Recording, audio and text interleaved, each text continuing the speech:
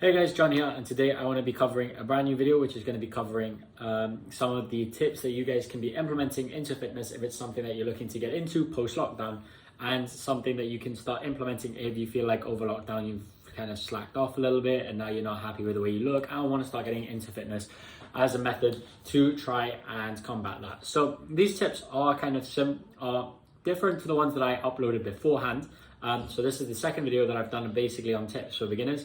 The first video you can find up here in the eye, it'll be somewhere around here, or somewhere pops up, I don't know. But yeah, it'll pop up somewhere there and you can click on the link. So yeah, if you guys, maybe you're already kind of into fitness and you know friends that were looking to get into it, please share the video with them. It'd be greatly appreciated. You can get the word spread around, and I think it'd be really sick if the more people that can learn and benefit from the video, because that's the point of these videos, is just to try and educate people as well. So let's jump in, and I won't take any more of your time, so let's jump into tip number one. All right guys, so tip number one is to take a buddy or like one of your friends with you to the gym, which it's great because if you're someone that's a bit anxious with trying new things, having a friend there might help to calm those nerves a bit, and it can take a lot of pressure off the gym. I understand that with lockdown you have some restrictions about like booking times and stuff, so maybe it might be a bit of a struggle to try and get you and your friend to go together.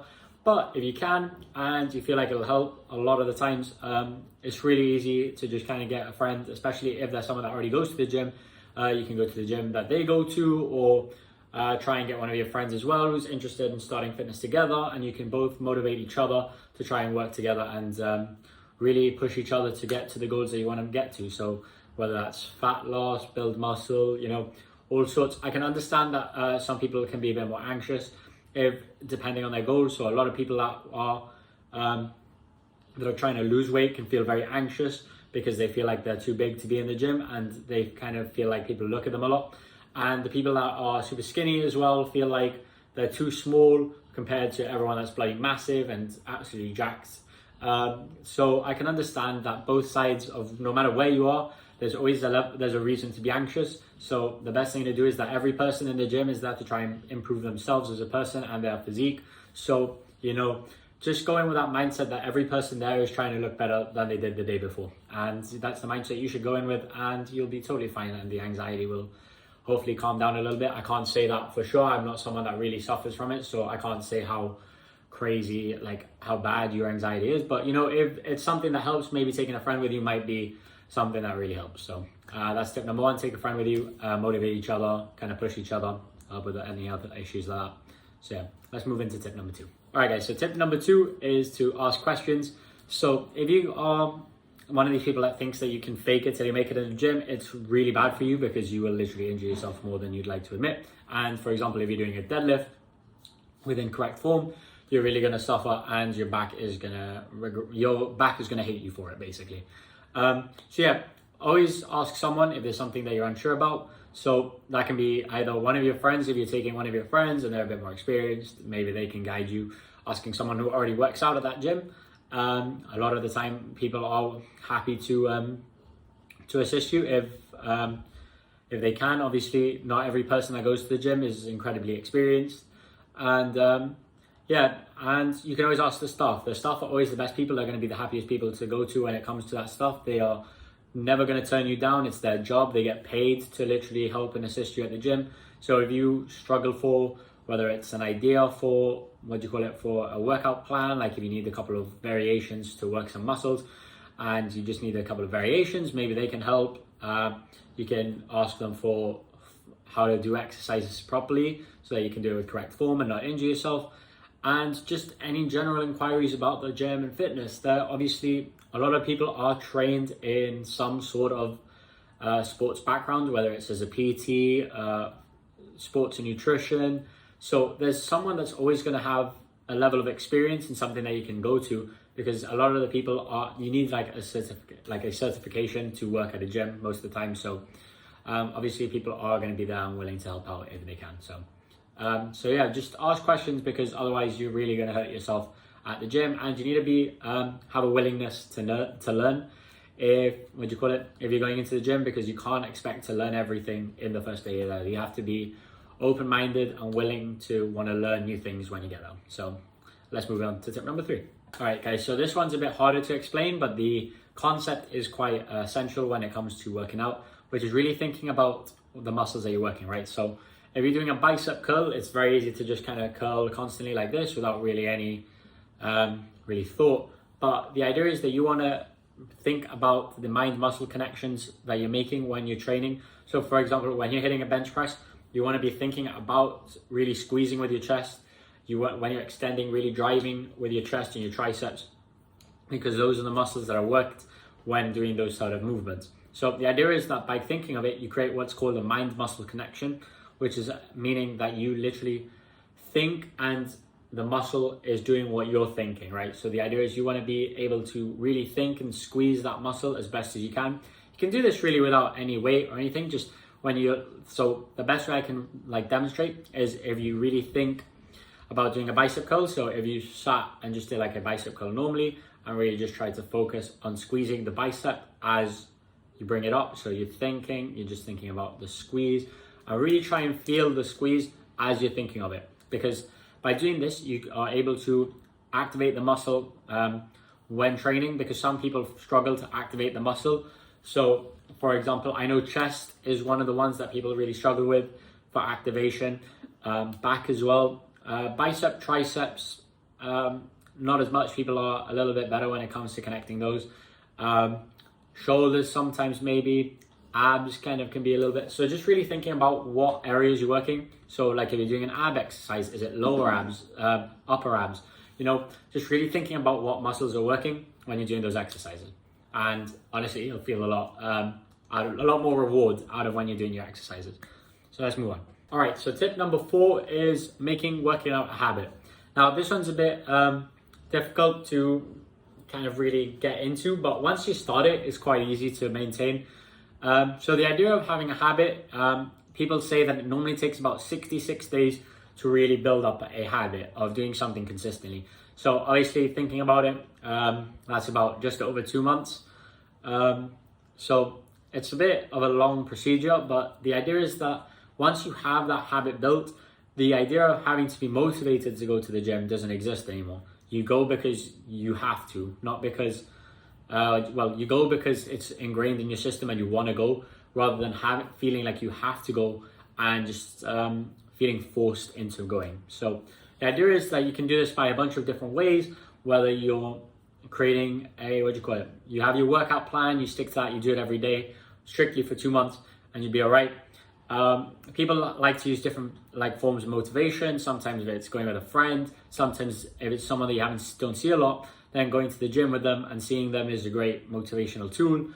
Some people start their own fitness accounts with whether it's Facebook, Twitter, Instagram, and feel like they can stay motivated to post what they're working and how they're doing stuff, and it keeps people motivated. So finding your own trick to being motivated kind of helps until you can really build that habit.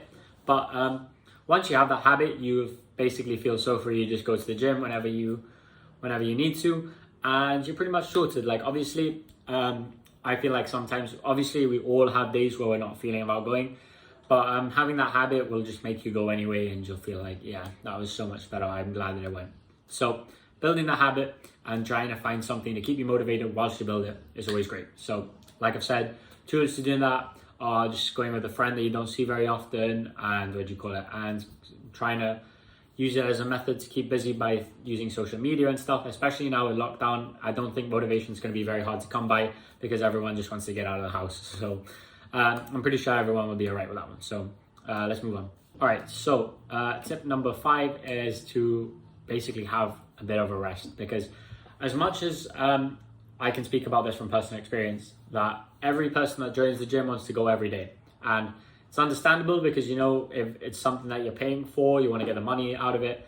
But literally there's so many times where you'll go every day and you'll just burn out from the gym, you don't feel like going anymore, and it's horrible because you're literally so fatigued mentally, physically from the gym, because that's all you see, that you just need that bit of a break. So having a day or two just really to relax and just kind of not think about the gym, just relax, focus on you, recover from a bit of the heavy work that you've done this week. So yeah, just taking a day or two off from the gym is really essential. And honestly, it's something that a lot of people neglect, especially when they're starting, because they just want to make the most of the money that they're spending, or they're just really enjoying it and want to go every day. But you'll really burn out after a while.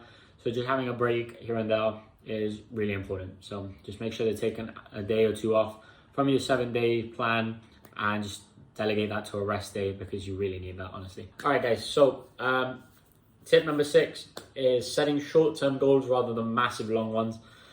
So it's great to have a long-term goal. You know, every person can be like, oh, I want to be absolutely massive. I want to slim down loads, and I want to have a great body, 6-pack, everything. So that's all great. But having a short-term goal gives you a sense of achievement rather than having to wait to get to that long-term goal. Because by having that long-term goal, it's good, but you're not getting any achievements or anything out of it when you're actually making progress. So it can feel a bit demoralizing, because you feel like you are making so much progress. You're actually gaining, like, say you're trying to lose weight, you're at 100 kilos and your goal is to get down to 70, so you need to lose 30. But so you're setting your goal to lose 30 kilos, but you've lost 5 or 10, and in, I don't know, like say like in a month or 2 months, and you're literally just focusing on the fact that you're still not at 30. Whereas if you set a short-term goal of saying, I want to lose 5 kilos in 2 weeks, bit exaggerated, but whatever. So yeah, and then when you hit that, if you get to that goal, you're gonna be like, oh, that's great. And then you're just gonna feel more motivated, rather than feeling a bit more hard done by the fact that you're trying so hard and not making the progress. So say you want to lose 5 kilos first, you hit that 5 kilos and you feel motivated to keep going and feel a bit more driven, rather than just feeling like you're sat back and you're just kind of wasting time. So setting those short-term goals gives you that constant feeling of achievement, and gives you a bit more drive to achieve the next one, rather than having just to aim for one big one and see where you get to. So honestly, set small goals and you'll get far, trust me. All right, so tip number 7 is doing your research. Now, as you can see, these kind of tips all kind of link together. So for example, this will link with the asking questions one and building a mind-muscle connection. So doing your research on exercises and variations can allow you to understand the way that the exercise is meant to be done. So by looking at people's form, like actually looking at correct form, rather than, because a lot of people will, when you're new to the gym, you'll look and see what other people do at the gym, but just because someone else at the gym does it like that doesn't mean they do it correctly. So, you know, researching what good form looks like, how to do an exercise correctly, what muscles are being targeted with an exercise, if there's any secondary activity on the muscles, for example, like bench press, you'll get secondary activity from triceps, and so you'll kind of see what muscles are meant to be working, which then you can connect and use in the mind-muscle connection thing, thinking about what muscles need to move. And you're also learning and building your skill set as well. Like, you know, you start to learn a lot more about the exercises and stuff, and then you can pass your knowledge on to other people that want to start training as well. So, you know, it kind of flows, and every person wants to learn a bit more, and you can pass that information down to other people, which always works great. So, you know, doing the research also gives you ways to try and spice up your workouts by adding different variations of specific exercises, and it keeps just everything a bit more entertaining. So doing the research benefits you in so many ways, whether it's just learning new things, improving form, new exercises, and so much more. That honestly, just taking a bit of time to do research before you start making a workout plan is honestly really useful. So that's tip number 7. So let's move on to the last one, and we can get this video nicely wrapped up. All right, guys. So final tip is going to be about controlling your movement through the entire rep when doing weights. So basically, it's very easy for someone to do a like hammer curl and curl in, and everyone's like, oh, look at that, this looks bloody massive, and they'll just kind of drop the weight straight away. The idea is that you don't want to drop the weight on the way down, because your muscle is still working on the eccentric part of the movement, which is the way down, just as much as when you're doing the concentric movement, which is actually flexing the muscle and contracting. So just because you don't see the muscle flex and you know that you're going back to a relaxed state doesn't mean your muscle still isn't working, because by doing it on the way down, you're still using the bicep as almost like a brake and to control it on the way down, and you're still putting a lot of tension on the muscle itself. So by doing this as well, you're getting a much stronger muscle in the entire range of movement and not just on the way up. So for example, in the hammock analogy again, you don't want the muscle to just be strong on the way up, you want it to be strong on the way down too. So yeah, that's pretty much the 8 tips for today. So let's jump to the outro. Alright guys, so those are my 8 tips for today. I know some of these are pretty common sense, but I thought that bringing some of these tips to light as well will be really nice for people who are new to the gym and just want to learn a little bit more about what they need to know. So like I said, if you guys want to go check out the other video that I did on another bunch of beginner tips, you can find the video up here in the eye or just down here below in the end card when it comes up. But other than that guys, like I said, if you've enjoyed, make sure to leave a like down below. Comment if you found these quite useful and share the video with any person that you know wants to start training post-lockdown. So with that being said guys, I hope you've enjoyed and I'll see you in the next video. I can't do that with you, ooh, baby. I know what you're saying when you look at me, yeah. And you be too deep in your feelings for my gun.